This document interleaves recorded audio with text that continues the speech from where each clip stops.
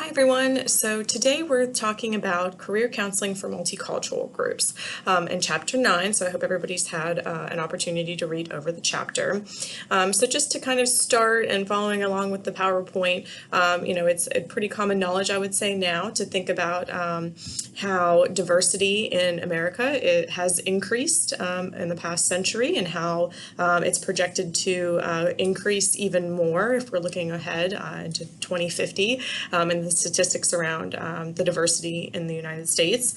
How does this apply to career counselors? Well, obviously, as our population becomes more diverse, as we better understand diversity and different cultures and how different values and belief systems impact all facets of a person's life, but including career, obviously that's going to connect to the work of career counselors.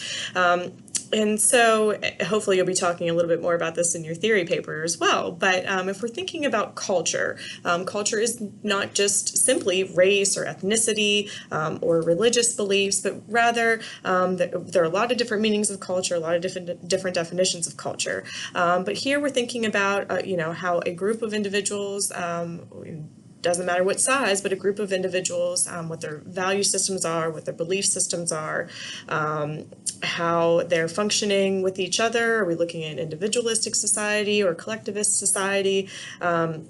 Cultures are learned behavior, and if we think about the cultures that are present in our communities, certainly that's going to look different depending on where you might live. And I think one of the beautiful parts of this program is that we can have individuals in our classes that are from all different parts of the country, and therefore you all bring your own unique experience with culture into the classroom.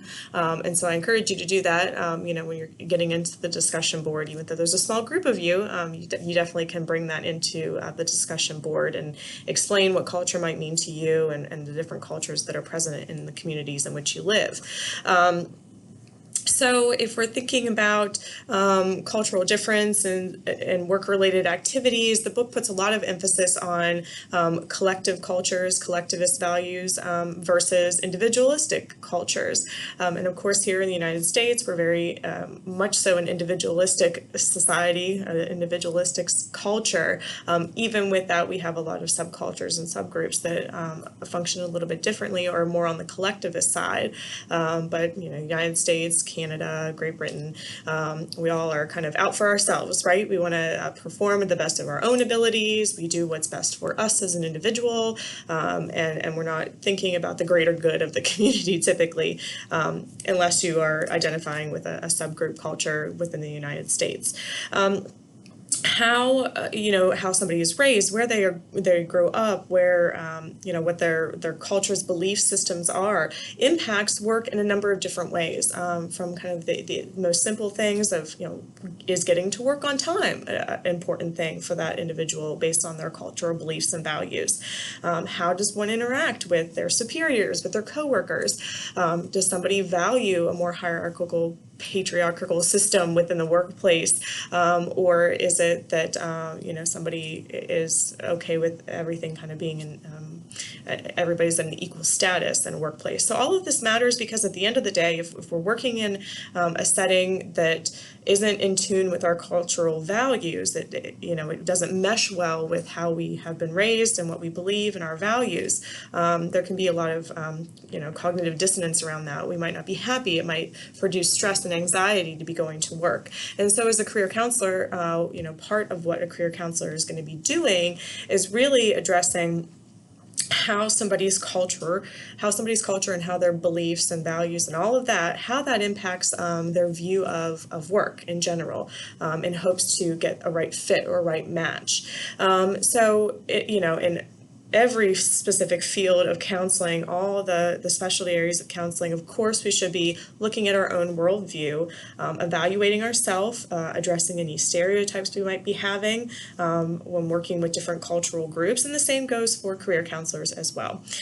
So we have to understand our own values, our own assumptions, our own biases. We have to understand the worldview of our clients, and the best way to do that is by asking how a client identifies, asking them about how they were brought up, asking them about rituals or ceremonies or different practices, if they go to a traditional medicine type facility, or if they go with, other healing, more kind of culture related mechanisms for getting treatment for different ailments. So asking clients these questions is a big part of that. Sorry about that. So, and then, of course, looking at our techniques and modifying our techniques and modifying strategies of counseling. And the bigger issue within the career counseling world is the use of assessments and tests. And so we did talk about that, and everybody addressed that within their critique of an assessment. So we know that a lot of these career assessments were just kind of founded on that monocultural view, and now there's kind of this game of playing catch up to modify assessments, so that they can be useful for the masses, for different individuals that are from different cultural groups. So the text goes into those 5 major cultural groups. I'm not going to go into detail about that. When it comes to looking at the mental health issues for different cultural groups, the key point to remember here is that kind of what goes on within the brain, right? What we know scientifically from a neurological perspective with mental health issues is universal across the board. That's how we get a diagnosis, right? But how that presents, how somebody might be presenting with a mental health issue could be different depending on the culture that they identify with. So that's the biggest takeaway there in terms of the mental health issues.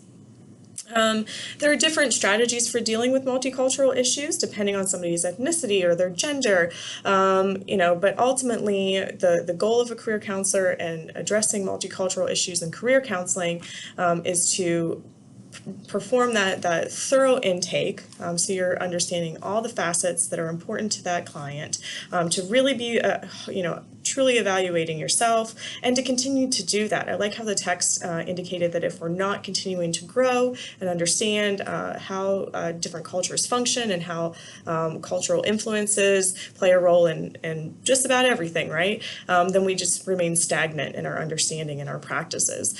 So we have to continue to reevaluate our own values and our biases as we go along in our professions, and the same goes for career counseling as well.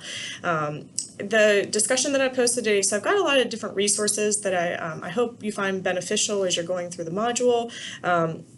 Certainly here in the United States, there's been a push, in the past couple of decades, maybe the past 50 years, to diversify our workforces, right? And because of that, a lot of Fortune 500 companies have, really put some time and effort into the diversification of their workforce. And a lot of these bigger corporations and companies have people that are in positions specifically looking at how their webpage is designed, their mission statements, making sure all applications and HR forms are appropriate to different types of subgroups of individuals. So there's been a lot of work that goes well beyond kind of the affirmative action piece of diversifying a workforce. So in the discussion post this week and within the resources, I've provided some additional information on what that actually has been looking like in more recent years.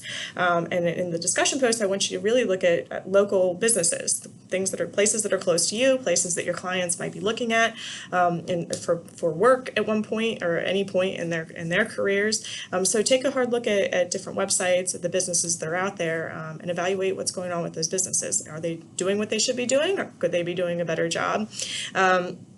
So with that, I will leave you all to the discussion board and to the rest of the work. And I hope you guys have a great week.